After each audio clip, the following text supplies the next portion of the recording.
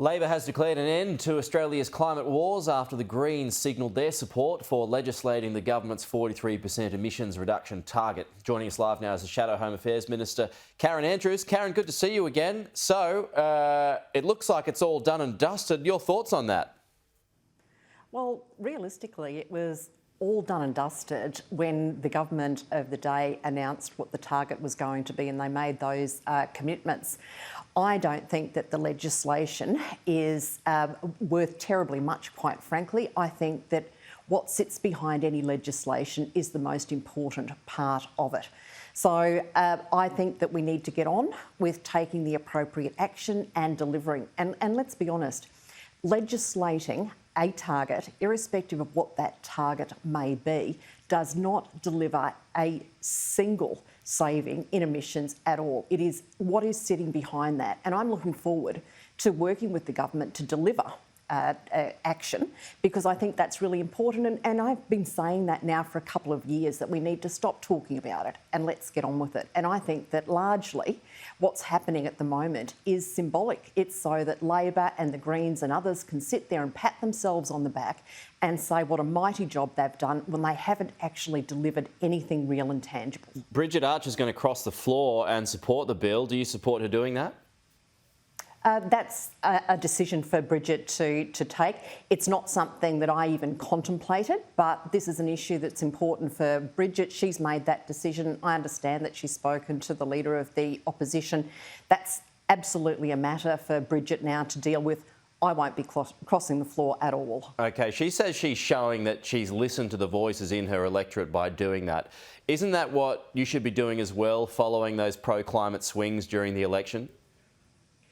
I've absolutely listened to the people in my electorate and the people in Australia. I think that legislating the target is largely symbolic. I don't support that. I support absolute action being taken to lower our emissions. I've been saying that now for a couple of years. Let's get on and start delivering it. So what sort of an increase in climate targets would you like to see from the Liberal Party or the Coalition for the next election? Well, I think in the first instance, it's meeting the target that has already been set by the Labor government. So it's working towards that. I think it's important that there is certainty for industry. They need that so that they can manage their businesses going into the future. Beyond that, it's a case of sitting down and doing the work, looking at what has been done, what can be done to achieve the reductions in emissions that we know we need to achieve already, and then working on what goes beyond that. I've long said that we need the transition pathway to be made clear so that everyone understands what that pathway is to reduce those emissions. I've also said very clearly for years that people are very committed to the environment. They want to protect the environment. They want to look after the environment in which we live.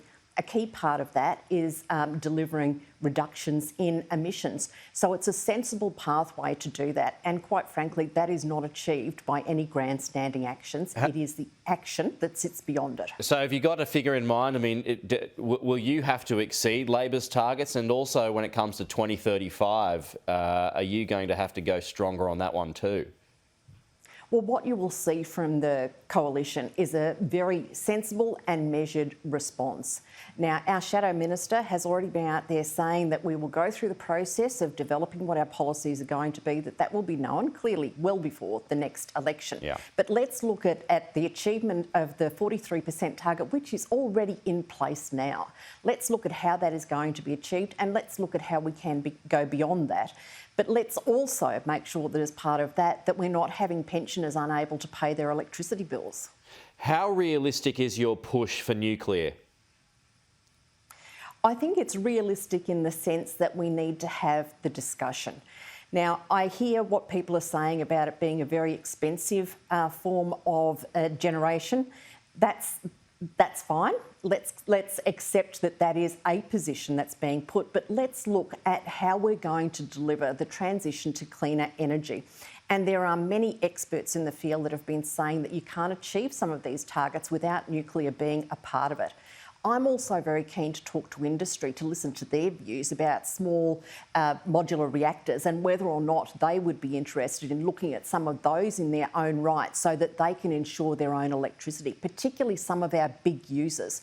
So I don't think we should be shutting ourselves off to any discussion about nuclear. It's an important discussion, and let's just not go down the path of being dismissive of anything that is an alternate view. Why not push for it before the election?